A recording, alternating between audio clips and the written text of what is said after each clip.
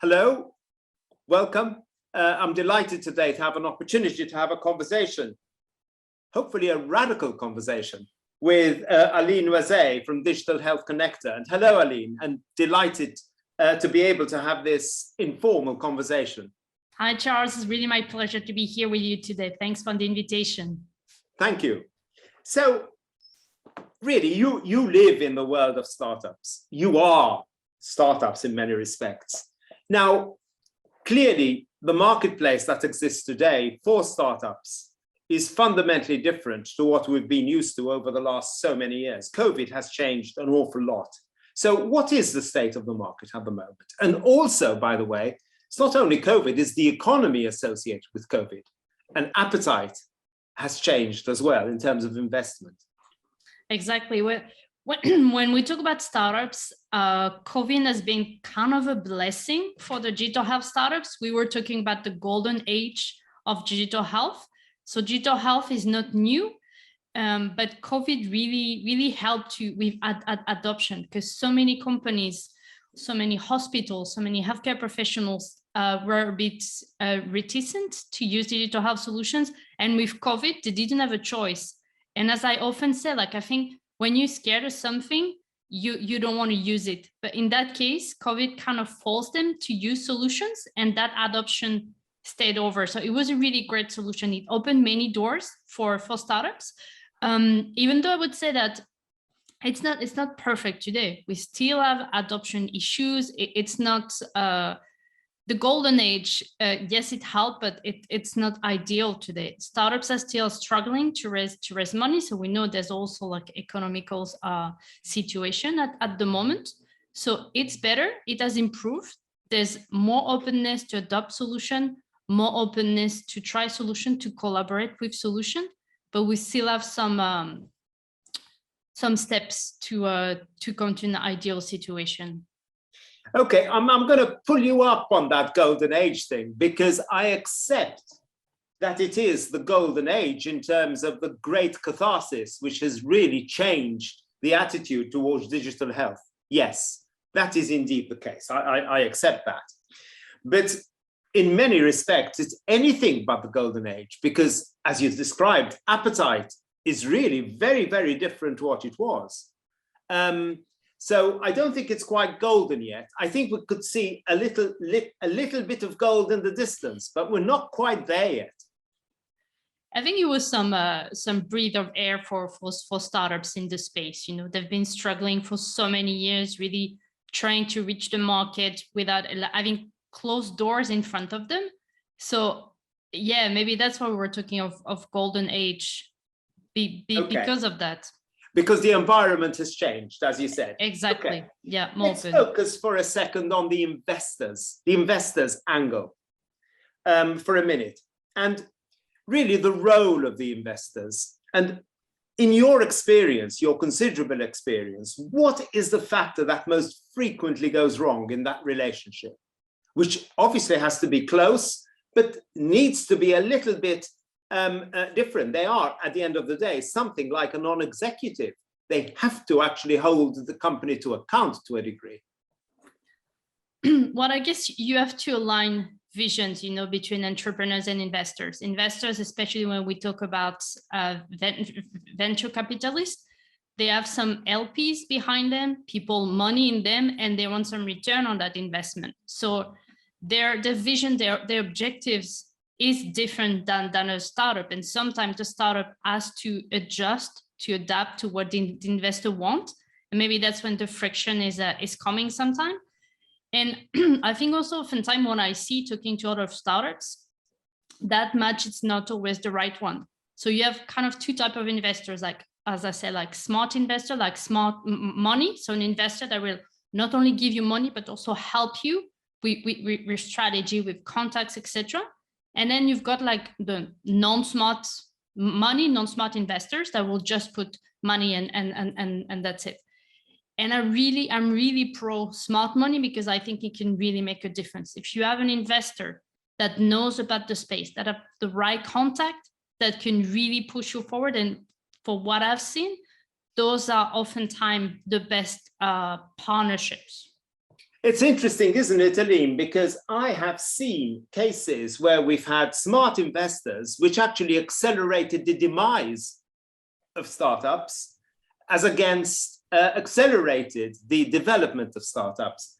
And I think, as well as being smart, those investors also need to ensure that their vision and the vision of the company actually aligns, as you said from the beginning, because even investors' vision is return on investment in 3 years, and a company has a vision with return on investment in 6, I can see there is a significant problem. And the active investor may actually accelerate the disaster which we'll see coming. Is that fair? Yeah, no, absolutely. Yeah, but it's true that there's like so many changes. We've seen it lately, no? So first with COVID, now with the actual economic situation. I think situations maybe a bit more critical in the US than it is in Europe at the moment. Yeah. At this early stage, we can still find some money. But it's not going to last for long. We're going to catch up with the US. I mean, the tech meltdown, which took place in the US and is continuing as we speak, it will come to an end. I don't know whether it's hit the bottom yet. Nobody knows. But clearly, we're going to see something similar in Europe. I agree.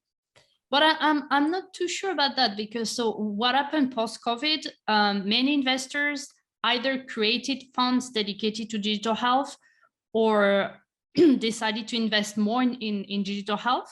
So there is money. We have like many funds available to them with money, and they have to spend that money. That's part of the deal with the LPs. So when I speak with early stage investors, they are quite positive. I had a discussion a few weeks ago, and all of them from different countries in Europe were positive, saying, no, like things are good, early stage, there is money. And for them, like it's business as usual, and they don't really see the impact that's happening in the US, for instance. Okay, so let's now move over to the startup itself. And we know how difficult the world of startups is. The CEO is the FD, the CEO is the everything from the FD to the post box to the, tries to do everything and is master of all, or rather master of none, but can sort of do all in many respects. There are all sorts of issues around startups and all sorts of issues around the growth of startups and the skills needed for the growth of startups. I don't think we need to talk about that today, but what's the factor that you see most commonly goes wrong with startups? What makes them fail? Is it their business model? Because I don't really think it's that sometimes. Or is it more human factors, or is it something else? So one element that I see, especially in digital health, is like the market fit. So companies don't validate their solution with the market.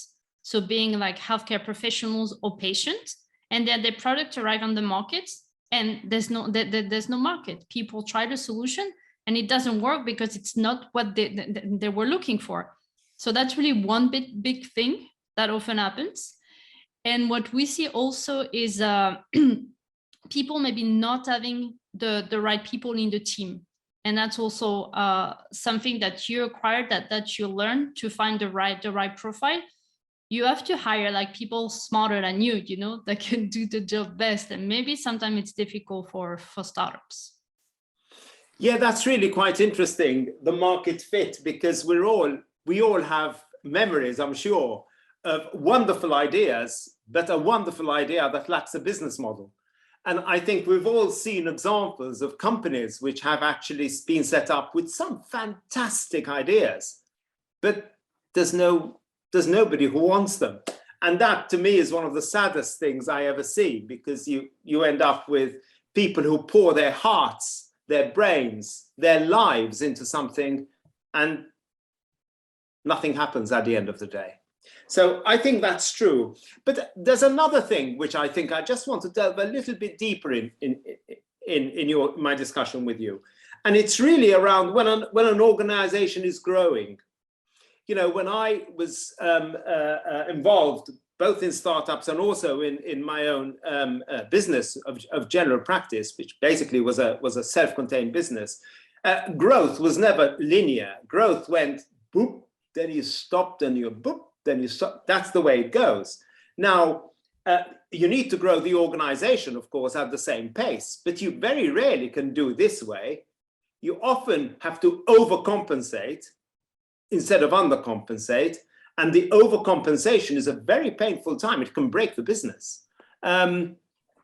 How often do you see that happening in startups? And do you have any tips for how to really handle that better? It's very difficult.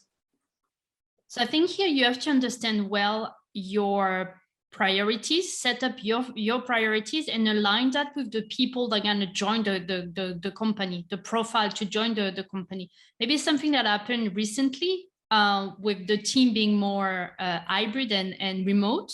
We can hire people from anywhere, and that also helps to bring talent. That would really help to take the company to the next level. And the other thing, I think an advice is to have the right advisory board. That's really important, especially in the early stage when the team is small. You don't have the funds to bring more people in the team, but the advisory board can really make a difference. So also think very well who is in your advisory board. And also, if you're planning on going international, let's say you're a European company and you're planning on going to the US, try to get some international American advisors in your advisory board from the beginning. That would really help you to scale faster. Yeah. Thank you. Fantastic. So a final question, a final reflection, really. You've been in this world for a long time.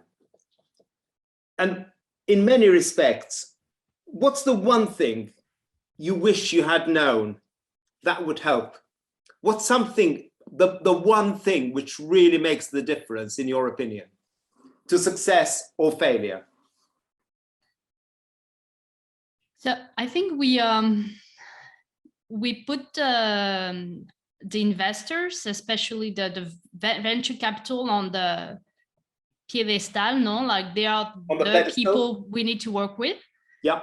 And there are other options to get some funding. And I think that will really be my recommendation. Explore the different fundings around. If you can bootstrap, if you can earn some money and you don't need VC money, it's better. That would be my recommendation. Not always possible.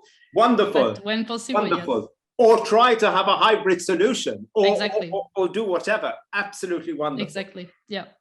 Thank you, Aline. This is interesting. We'll continue this conversation, of course, in June in Helsinki, and we'll speak very soon. Thank you. Perfect. Looking forward to it. Bye, Charles. Bye.